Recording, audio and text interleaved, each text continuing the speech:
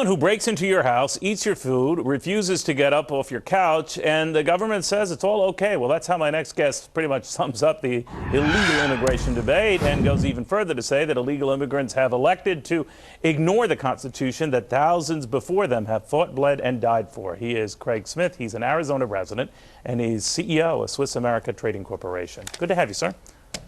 Hey, Neil, good to be with you. You're in the neck of the woods where this is sort of like the ground zero of this debate. How do things stand now?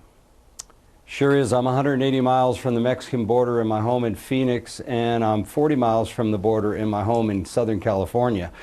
And I mean, we have a real debate going on. I liked your segment with Mr. Hinojosa. He gave us the formula for fixing the jail system, Neil. Just take all the people that break the law and they make great students and wonderfully productive citizens. I think we should turn over the correctional facilities to Mr. Hinojosa. He can straighten out the mess overnight. Let me ask you, though, Mr. Smith, you are a CEO. I think we'll show your title again up there for those who don't know you, but you're well known.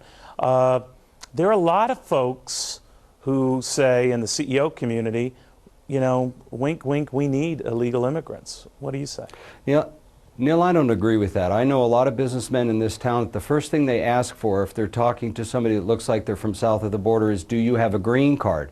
This whole nonsensical notion that we need a guest worker program, we already have one. It's called green cards. And I think most Americans are not opposed to people that are here on green cards working and doing the jobs that they're doing. The problem is when you come across this border illegally, when you break the law to get here, you show us an intent that tells us that you're not willing to abide by the rules that you and I as Americans subscribe to. I know a little bit about you. I know you're an honorable guy, a patriotic American. I hate to remind you that there are some, and I say very few, but some CEOs who don't feel that way, and in the pursuit of making a buck will curl that buck on cheap labor.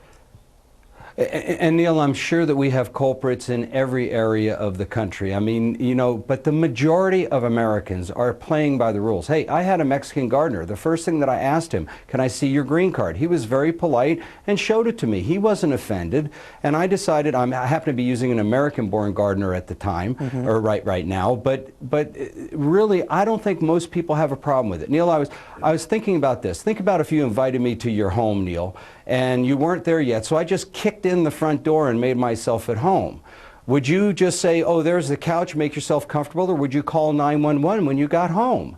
I mean, we have an invasion going on in this country. We need to deal with it, Neil, and I'm so grateful that we're having this discussion. This is a discussion that should have been had 20, 25 years ago in this nation. And but you know, the fact of the matter is, Craig, now we're 20, 25 years into 11, 12 million folks here illegally. You can't kick them all off your couch, or can you?